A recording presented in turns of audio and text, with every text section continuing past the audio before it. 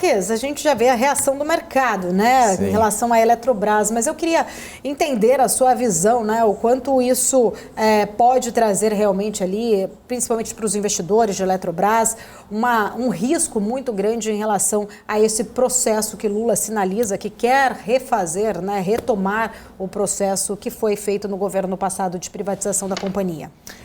Paulo, estamos dando aí 10 passos para trás, né, com essas falas do Lula. Nada ajuda, né? Acho que é muito óbvio isso e acho que em relação com a Eletrobras, muita gente se questionava durante as eleições se Lula iria interferir nesse ponto. Bom, eu acho que o efeito entre o discurso e o efeito prático, a gente sabe que tem uma longa caminhada, né? Tem aí inclusive, acho que somente as falas geram uma insegurança jurídica muito grande, como nós tivemos com o STF, por exemplo, recentemente, como tivemos agora com a fala do Lula, ou seja, não me surpreende, né? Acho que se viesse com esse discurso no passado e me trouxesse essa possibilidade, eu falaria simplesmente, olha, teria essa possibilidade sim, estamos no Brasil, né? E principalmente nesse governo. Então, em relação às ações da Petrobras, né, reagindo negativamente, eu acho que é um movimento natural, isso pode ter, inclusive, caso isso ande mais para frente, caso o Lula realmente persista nisso, como ele tem persistido em relação a gasto, investimento, isso atrapalha muito a nossa bolsa. Olha o que nós fizemos ontem, nós tivemos uma queda ontem do índice, né, de mais de 1%, e ontem lá, apesar de toda, né, o cenário pandêmico lá fora, de crise de banco, né, tudo que está acontecendo, os Estados Unidos subiu, a Europa subiu e Brasil caiu, mesmo a curva de juros mais longa caindo, mesmo com o dólar caindo, apesar da curva curta ter apreciado um pouco. Então, ou seja, acho que tudo que nós temos feito aqui é um cenário que o mercado depende muito desse arcabouço, né, para realmente os ativos de risco, né, performarem, mas parece aí que esse arcabouço não vai vir tão apertado assim desse jeito, né? Cada dia que passa parece que vai ser mais flexível, puxa de lá, puxa de cá, o que vai vir fora do arcabouço. Então, acho que o mercado ele vai perdendo as esperanças ao longo dos dias, principalmente com essas falas desanimadoras do Lula, Paula. Um ponto importante, né, Alex, que a gente tem visto é a falta, né, muitas vezes ali, as informações elas são muito desencontradas, elas são testadas muitas vezes, né, para ver essa reação do mercado.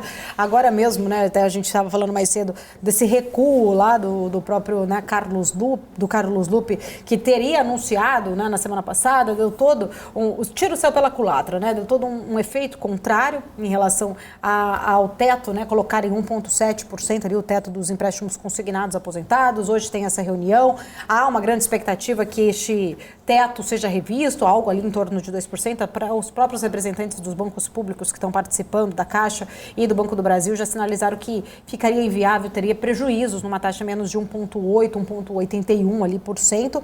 Mas a gente vê, até agora há pouco o próprio Lula falou, o Carlos Lupe acabou anunciando, agora vamos rever essa questão. Ele, na semana passada, já tinha puxado a orelha ali da reunião ministerial, falando que os ministros não podem, né, anunciar nada antes de validar com a Casa Civil. A gente percebe que, ainda assim, a falta de comunicação, a bateção de cabeça, o desencontro ainda continua, né? É verdade, Paula. E quem realmente se prejudica não só o investidor, né, também a população em geral. Eu acho que esse ponto aí, né, do consignado, você disse muito bem, a matéria-prima do banco, né, ele trabalha com a Selic, né? Se a Selic está dando aí, a gente está falando aí, dependendo aí de 1,5, como ele falou, 1,7, dependendo aí, claro, do como o banco ele capta esse dinheiro, né? A gente está falando aí de um spread muito baixo que não faz nem sentido para o banco se expor, apesar de ser um crédito de baixo risco, né? Que a gente está falando de consignado que tem uma linha ali, né, de segurança. Mas um ponto importante, eu acho que, como você disse muito bem, né, o Lula ele tenta costurar toda essa relação, esse elo, né, político, né, nesses primeiros dias de governo, nesses primeiros meses de governo, mas ele não consegue de fato segurar os ânimos, né, dos principais ministros que compõem a casa, que cada um está defendendo sua pauta. Então, por exemplo, eu acho que uma outra pauta também que surgiu, além do consignado, foi a questão do Voa Brasil, né, que não foi nada, foi repercutido, nada de fato foi feito, né, mas nós vimos Márcio França indo para o mercado dizendo que já conversou com a Gol, já conversou com a Azul e acertou os detalhes. Acertou o quê? Né? O que foi acertado? Né? O que nós temos na prática? Então, tudo isso atrapalha o mercado e adiciona risco, Paulo. Acho que o mercado, ele deu... Quando eu digo mercado, né, principalmente a nossa bolsa, né, só olhar a bolsa de lá para cá, né, a gente observou que o mercado ele deu um voto de confiança no Lula, né? Não estou dizendo os economistas de forma geral, não estou dizendo a própria cotação, porque se o mercado não colocasse o voto de confiança, a Bolsa estaria em 90 mil pontos, 80 mil pontos, já estaria precificado esses riscos fiscais, né? E não estaria esperando o arcabouço. O mercado ficou naquele tom de espera de arcabouço, não vai ser bem assim, né? O Lula ele vai respeitar o orçamento, né? A gente já viu alguns economistas falando aqui na BMC, né? Que é respeitar o orçamento, calma, gente, o filme lá atrás não foi bem assim. Será que realmente a gente dá o perdão, né, para quem realmente está cometendo o erro novamente? Não é a primeira, não é a segunda, não é a terceira, né? Então a gente está vendo mais uma vez essa cena se repetir e, de novo, como eu falei no começo, Paulo, zero surpresas para mim, nenhuma novidade.